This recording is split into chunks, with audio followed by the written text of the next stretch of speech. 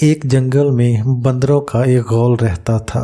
اس جنگل میں چونکہ بہت زیادہ تعداد میں پھل وغیرہ اگتے تھے، اس لیے وہ سب بندر بہت اطمینان اور خوشی سے رہتے تھے۔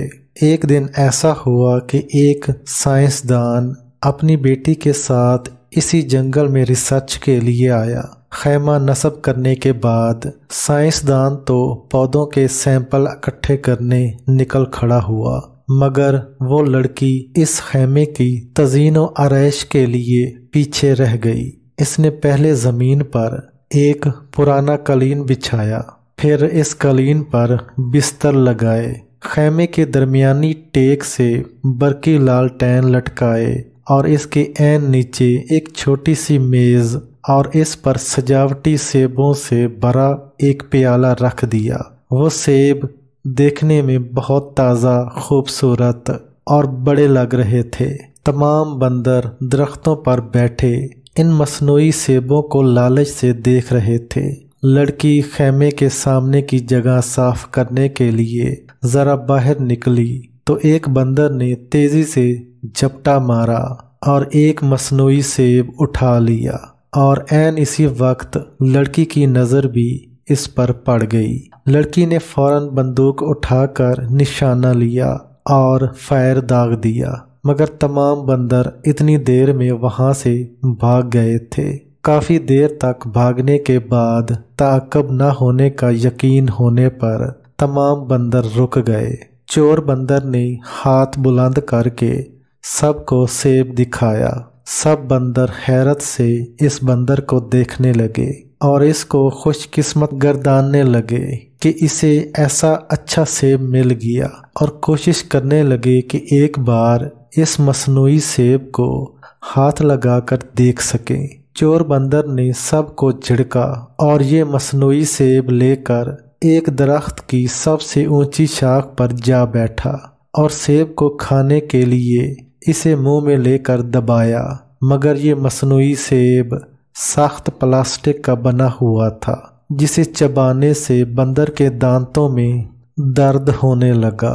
بندر نے 2-3 بار اور کوشش کی، مگر ہر بار اسے درد ہونے لگا۔ وہ دن چور بندر نے اسی اونچی شاخ پر بھوکے رہ کر گزارا۔ اگلے دن وہ نیچے اتر آیا۔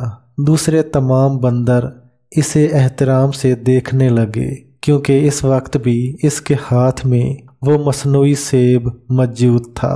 دوسرے بندروں سے ملنے والا احترام دیکھ کر اس بندر نے اس سیب پر اپنی پکڑ اور مضبوط کر دی۔ اب دوسرے بندر پھلوں کی تلاش میں نکل گئے اور تیزی سے ایک درخت سے دوسرے درخت پر چھلانگیں لگاتے ہوئے پھل توڑ توڑ کر کھانے لگے۔ چور بندر کے ایک ہاتھ میں چونکہ مصنوعی سیب تھا، اس لیے وہ درختوں پر نہیں چڑھ سکا، مگر وہ سیب بھی ہاتھ سے چھوڑنا نہیں چاہتا تھا، اس لیے وہ سارا دن بھوکا پیاسا رہا، اور یہی سلسلہ آگے کچھ دن تک چلتا رہا۔ دوسرے بندر اس کے ہاتھ میں مصنوعی سیب ہونے کی وجہ سے عزت کرتے، مگر اسے کھانے کے لیے کچھ نہیں دیتے۔ بھوک سے بے حال وہ بندر اتنا نڈھال ہو چکا تھا کہ اس کو اپنا آخری وقت نظر آ رہا تھا۔ اس نے ایک بار پھر اس سیب کو کھانے کی کوشش کی، مگر اس بار بھی نتیجہ مختلف نہ تھا۔ اس کے دانت اس مرتبہ بھی درد کر رہے تھے۔ چور بندر کو اپنی آنکھوں کے سامنے درختوں سے لٹکے ہوئے پھل نظر آ رہے تھے، مگر اس میں اتنی ہمت نہیں تھی کہ وہ ان درختوں پر چڑھ سکتا۔ آہستہ آہستہ اس کی آنکھیں ہمیشہ کے لیے بند ہو گئیں۔ جان نکلتے ہی اس کی گرفت مصنوعی سیب پر ڈھیلی ہو گئی، اور وہ مصنوعی سیب اس کے ہاتھ سے نکل کر لڑک گیا۔ شام کو باقی بندر آئے۔ انہوں نے مرے ہوئے بندر کی لاش پر کچھ آنسو بہائے، افسوس کیا اور اس کی لاش کو پتوں سے ڈھانپ دیا۔ ابھی وہ اتنا کر ہی رہے تھے کہ ایک دوسرے بندر کو وہی مصنوعی سیب ملا، اور اس نے اپنا ہاتھ بلند کر کے سب کو وہ سیب دکھانا شروع کر دیا۔ دنیا کی مثال بھی اس پلاسٹک کے سیب کی طرح ہے۔